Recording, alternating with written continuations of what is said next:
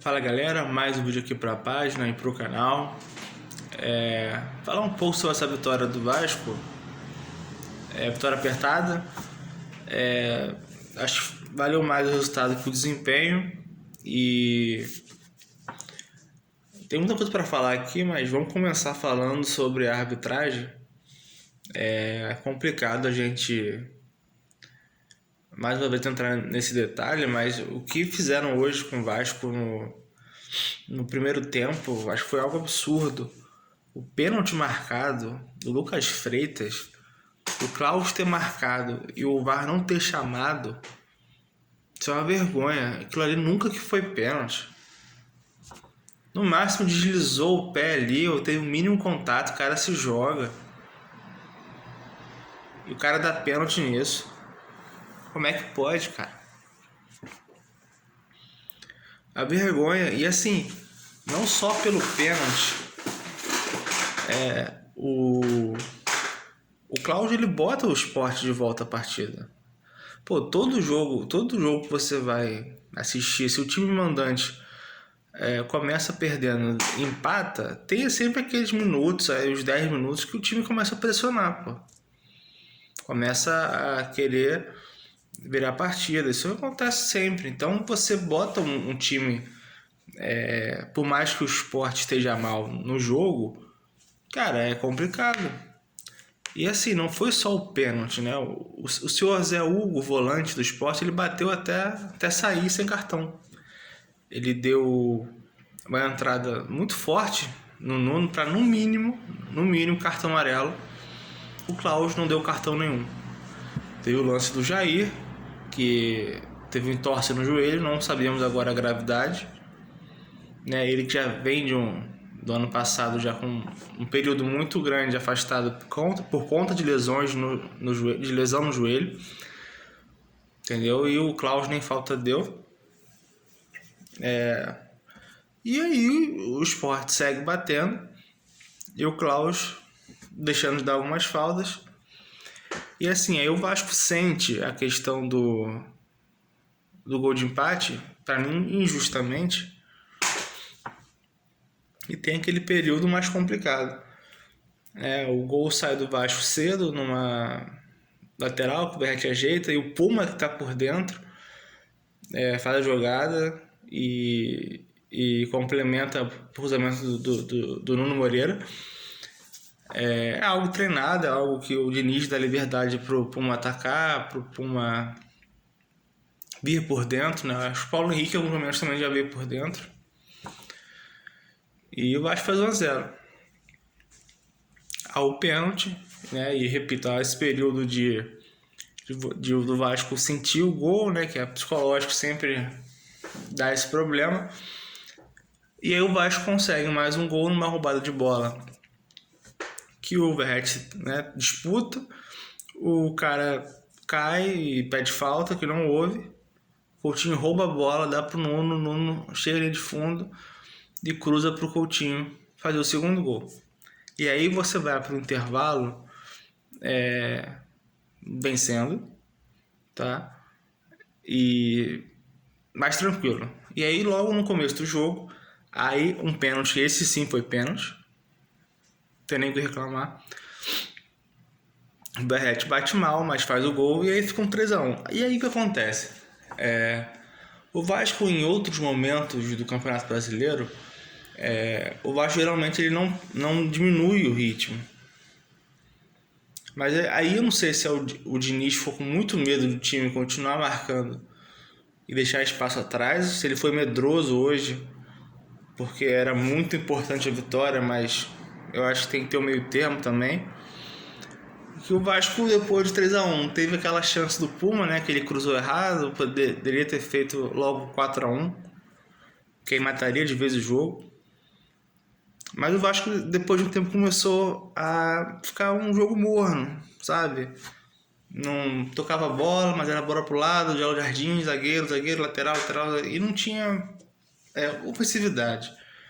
O que quero dizer com isso? O Vasco tocava muita bola, mas não fazia isso campo ofensivo. O Vasco conseguiu ocupar o campo ofensivo do Sport e ele não conseguia nem ter jogada de ataque ou incomodar, né, dar umas espetadas. E nem mesmo quando o Sport abriu o time, quando o Daniel Paulista coloca um atacante no lugar de um volante, e há espaços no meio para o Vasco acelerar a jogada. E mesmo quando o Vasco roubava a bola, o Vasco não conseguia acelerar essa jogada. E aí que eu falo, olhando para o relógio, eu olhava 20 minutos, 23 minutos, 25. O Vasco, além de fisicamente tá baixo, eu acho que precisava de substituições. E aí que entra o Fernando Diniz irritando. E eu já vou falar que eu larguei de mão, assim. Que eu defendi o Diniz em vários jogos em que o Vasco não empatou, mas jogou bem, criou chances, até perdeu, mas criando chances. Né? Alguns gols foram até entregues por jogadores do Vasco. Mas, cara, esses 3 jogos ele irritou muito. O Vasco não criou muito, sofreu defensivamente, teve invenções dele, demora a mexer. Então ele já irritou. E eu vejo hoje que, assim, é depender muito do talento individual dos jogadores. Porque eu acho que não vai sair mais nada de diferente, assim, sabe? Do dinizismo, não sei o que. Não vai, entende? Porque os 3 últimos jogos eu boto muito na conta dele. E o time não engrena, não muda, não vira chave, sabe? O Vasco até hoje, eu repito, o Vasco não consegue fazer 4 pontos em sequência, né? Que dirá 6 pontos em sequência, vencer 2 partidas seguidas. E a gente já tá no segundo turno, isso não acontece. Então acho que esse time vai ser isso aí. Se continuar com o Diniz, vai ser isso aí, não vai ter nada de diferente. Entendeu? Eu quero dizer o seguinte, se porventura piorar muito, eu não vou mais defender. Pra mim, se quiser trocar, troca. Porque ele vai ser assim, ele é teimoso, ele demora a mexer, e tem sempre uma justificativa que só pra ele faz sentido. Porque quando o Vasco toma o gol aos 28 minutos, aí ele mexe. Precisou tomar o gol para ele mexer. Só que aí o que ele faz? Ele não tira o Verratti. E sabe, e o problema não é o Verratti, porque quem escala é ele, quem tem que tirar ele é o técnico. Mas, cara, se você tá com 3-1 e o time do Sport não ameaça tanto assim, né? Tanto é que o gol sai no escanteio, que aliás o Puma, ele oficialmente ele é ok, mas foi a segunda dividida, o segundo mano a mano com o Léo Pereira, que ele perde e sai o escanteio, tá? Mas beleza. E aí o Vasco, que tinha campo para poder contra-atacar, matar o jogo de vez, isso não aconteceu. Então, assim, por que você vai deixar um centroavante lento, que não tinha utilidade nenhuma, já que o Vasco tinha baixado as linhas para sair em contra-ataque, e não botar um cara de velocidade?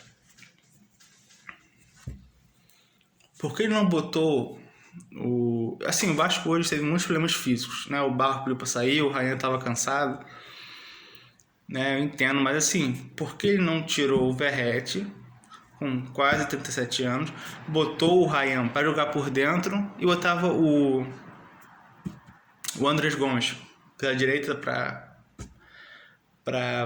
abrir o corredor ali, para explorar o lado do esporte, entendeu? O David já ia entrar lá, como já entrou, entendeu? E eu acho que o Matheus França tá muito fora de ritmo, assim, tá fora do tom, assim, tá numa rotação de corrida, né? Ele demorou a finalizar a bola do Ryan, ele perdeu um contra-ataque porque demorou a dar o passe, quando deu errado. Então hoje eu até nem teria entrado com ele, teria entrado até com o Garré. Ah, mas o Garré... Não, porque o cara tá jogando, o cara tá fisicamente melhor. Talvez fosse mais jogo, entende? E aí você tinha uma nova formação de meio campo e ataque com jogadores rápidos. Você tinha um Ryan, que também é um cara vertical, não jogou tão bem hoje, né? Mas é um cara que pode te dar mais velocidade, né? Pode dar um último pique, um último, né? E a parte técnica é muito melhor que a do Verratti.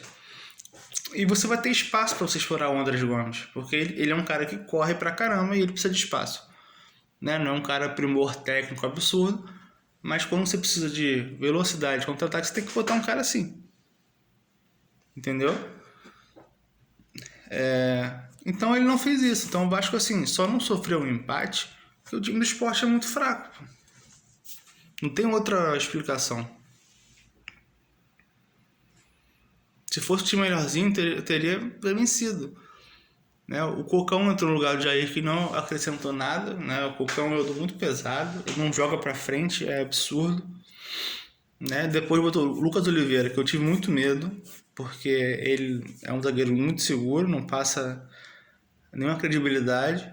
Para ter que botar o Hugo Moura ali, de volante, até pela estatura. Então foi sofrimento até o final. Completamente desnecessário. Não precisava ter sofrido assim. Sabe? E assim, é curioso porque o Ryan, desde que ele sofreu aquele esporro lá do Diniz, no jogo contra o Corinthians, ele tá mais tímido nos outros jogos.